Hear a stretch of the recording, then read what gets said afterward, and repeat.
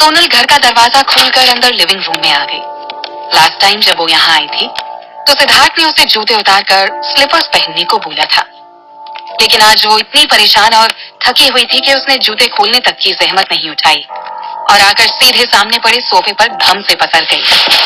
कल से लेकर अब तक में जो कुछ भी उसके साथ हुआ था, उसकी वजह से उसे अपनी जिंदगी किसी सस्ती थर्ड ग्रेड मूवी की जैसी लग रही थी। एक ऐसी मूवी जिसके साथ आप बेहिचक ए वर्ड भी यूज कर सकते हैं। सोफे पर पड़े पड़े वो फर्श से लेकर छत तक एक टक देखी जा रही थी। बार बार उसकी आंखों के सामने सिद्धार्थ का गुस्से भरा चेहरा आ रहा था। वो एक गहरी सांस लेती हुई उठकर वापस बैठ गई। आखिर क्यों ना गुस्सा हो वो उससे? एक ही दिन के अंदर सोनल ने एक बार नहीं दो बार उसका सिर फोड़ डाला था। यहाँ सिद्धार्थ को सोनल की जितनी जरूरत थी, उससे कहीं ज्यादा जरूरत सोनल को सिद्धार्थ की थी। उसी ने सिद्धार्थ की तरफ मदद का हाथ भी बढ़ाया था। ये तो उसकी किस्मत अच्छी थी कि सिद्धार्थ आसानी से उसकी बात मान गया था। अगर अभी सिद्धार्थ अपने कदम पीछे खींच ले और उसकी मदद से इनकार कर दे, तब कहाँ जाएगी वो? किससे मदद मांगेगी? हो कोई क्यों करेगा मदद उसकी? सोनल ने परेशानी में अपना हाथ सामने पड़ी टेबल पर दे मारा। ये क्या कर दिया तूने सोनल? एक इंसान मिला था जिस पर तू भरोसा कर सकती थी, उसे भी खो दिया। क्यों मैं अपने गुस्से पर काबू नहीं कर पाई? माना कि वो मुझे परेशान करने के लिए ये सब हरकतें कर रहा था, लेकिन फिर भी मुझे उसे चोट नहीं पहुंचानी चाहिए थी। सोनल परेशान होकर खुद पर ही अपना गुस्सा निकाल रही थी। सोनल ने अब तक सिद्धार्थ को जितना जाना था, उसमें वो भी समझ गई थी कि सिद्धार्थ को गुस्सा बहुत जल्दी आता है और कोई हैरानी नहीं होगी अगर अपने इस गुस्से के कारण वो सोनल से शादी से इनकार करती। उसे अब सिद्धार्थ की तरफ से अपनी हर उम्मीद टूटती हुई नजर आ रही थी। सोनल अब परेशानी में उठकर अपने नाखून चबाते हुए इधर से उधर घूम रही थी। बेशक सिद्धार्थ उससे नाराज था, मगर उसने अभी तक इनकार नहीं किया था। सोनल ने तय कर लिया था वो ऐसा नहीं होने देगी। इतना तो तय था कि सिद्धार्थ ने भी अभी तक ये डिसाइड नहीं किया था कि उसे सोनल के साथ शादी करनी है या नहीं, क्योंकि अगर उसे अपनी इस मैरिज डील से पीछे हटना होता तो वो अब तक हट चुका होता। मगर इसके उलट उसने सोनल को अपने घर की चाबियां दी और खुद होटल में रहने चला गया। मतलब अभी भी एक उम्मीद की किरण बाकी है।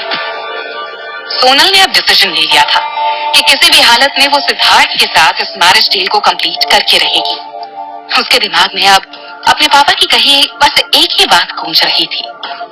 वो कोई शख्स हो, खुशी हो या नेमत हो खुदा की, किस्मत से अगर मिल जाए तो उसे ठुकराया नहीं करते। सोनल की किस्मत अच्छी थी कि जब उसके अपनों ने ही उसे धोखा दे दिया था तो उसे सिद्धार्थ जैसे इंसान का साथ मिल गया था। अब उसे खोने की गलती वो नहीं कर सकती थी। अब बस उसे एक ऐसा फुल प्रूफ प्लान बनाना था जिससे सिद्धार्थ का गुस्सा खत्म हो जाए और वो इस शादी से इनकार भी ना करे।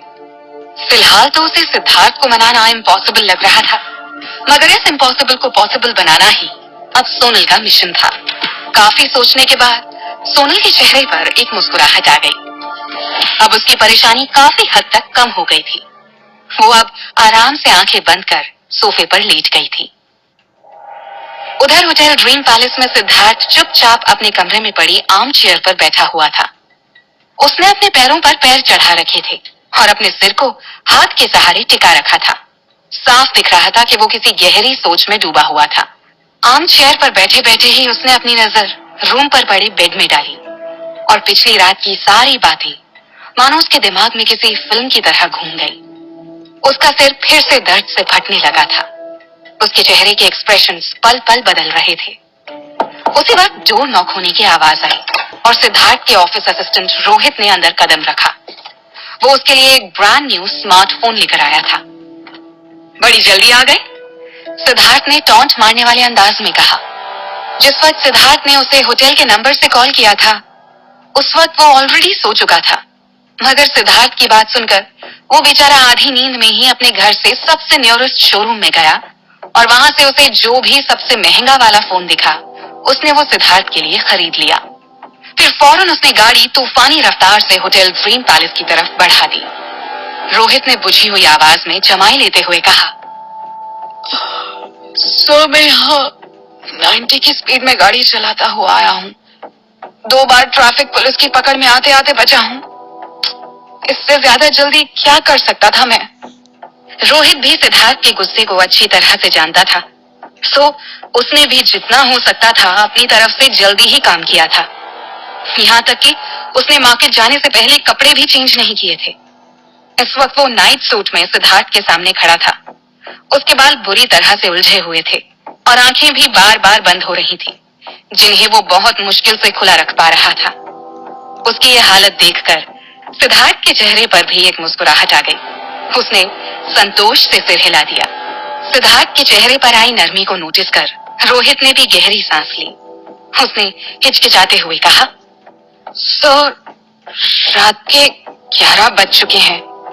सिद्धार्थ ने नजर उठाकर उसकी तरफ एक बार देखा, फिर लापरवाही से पूछा, हाँ तो रोज ही बजते हैं, इसमें नया क्या है? रोहित ने परेशान होते हुए कहा, सर आपको भी पता है मेरा घर यहाँ से बहुत दूर है, करीब करीब 40 किलोमीटर का फासला है, और फिर सुबह मुझे ऑफिस में भी आपको रिपोर्ट करना है। सिद्धार्थ ने तेज आवाज में कहा, रोहित, मैंने तुमसे कितनी बार कहा है कि कंपनी के नजदीक एक घर खरीदो, लेकिन तुम्हें मेरी कोई बात नहीं सुननी होती है। तुम इसी एरिया में कोई घर क्यों नहीं लेते? यहाँ से तुम्हें ऑफिस पहुंचने में बस 10 मिनट लगेंगे। रोहित मन ही मन सिद्धार्थ को गालियां दे रहा था। साला खड़ूस कहीं का, बोल तो ऐसे रहा है जैसे इस सैलरी में मुझे कुबेर का खजाना देता है। इतने पॉश इलाके में घर खरीदना अगर इजी होता तो क्या मैं अब तक खरीद नहीं लेता? किसी तरह अगर कर्जे में डूबकर खरीद भी लूं तो ना शादी के लिए पैसे बचेंगे, ना बीवी बच्चों को खिलाने के लिए। लेकिन ये बात इसे कौन समझाए? पर किसी तरह थूक निगलते हुए उसने धीरे से कहा, नहीं सर, मेरा वो मतलब नहीं था। मैं तो बस ये कह रहा था कि सुबह मुझे टाइम पर ऑफिस भी पहुंचना है। अगर आप बस आज रात के लिए मुझे यहाँ पर अपने साथ रुकने की परमिशन दे दें तो। सिद्धार्थ ने लापरवाही से कुर्सी पर और पसरते हुए कहा, रोहित, मैं जानता हूँ कि तुम मेरे पर्सनल असिस्टेंट हो। हर रोज की तरह कल भी तुम्हें मेरे साथ रहकर मेरा काम मैनेज करना है, लेकिन इसका ये जरा भी मतलब नहीं है कि सुबह उठकर मैं सबसे पहले तुम्हारी शक्ल यहाँ अपने बेडरूम में देखूं और तुम पूरे टाइम यहाँ पर मेरे आगे पीछे शॉर्ट्स में घूमो। रोहित को सिद्धार्थ से इसी जवाब की उम्मीद थी। वो पिछले कई सालों से सिद्धार्थ के लिए काम कर रहा था। दोनों की एज भी लगभग सेम ही थी, मगर सिद्धार्थ आज भी उससे बिल्कुल ही सख्ती से पेश आता था। हाँ, अपने हर काम के लिए वो रोहित पर ही भरोसा करता था। तभी तो आज भी उसने रात के 9 बजे रोहित को अपने लिए फोन लेकर आने के लिए कहा और वो 2 घंटे ड्राइव करके उसके लिए फोन लेकर आ भी गया। मगर सिद्धार्थ ने उस पर जरा भी तरस ना खाते हुए उसे वापस चले जाने को बोल दिया था। मुंह बनाते हुए उसने आखिरी बार कंफर्म होने के लिए पूछा, तो मैं जाऊं सर? सिद्धार्थ ने अपने ब्रांड न्यू स्मार्टफोन को उलट पलट कर देखते हुए सपाट लहजे में कहा। रोहित मन महसूस कर जाने के लिए पीछे मुड़ा ही था कि अचानक सिद्धार्थ ने उसे आवाज लगाई, ए Rohit, wait. Yes sir. Rohit हड़बड़ाते हुए पीछे मुड़ा। उसे एक उम्मीद जागी, मगर अगले ही पल उसकी उम्मीदें वापस टूट गईं। रोहित, मुझे एक लड़की की इंफॉर्मेशन चाहिए। सोनल मेहता नाम है उसका। उसकी पिक्चर मैं तुम्हें भेज दूंगा। जितनी जल्दी हो सके उसके बारे में एक एक इंफॉर्मेशन मुझे मेरे हाथ में चाहिए।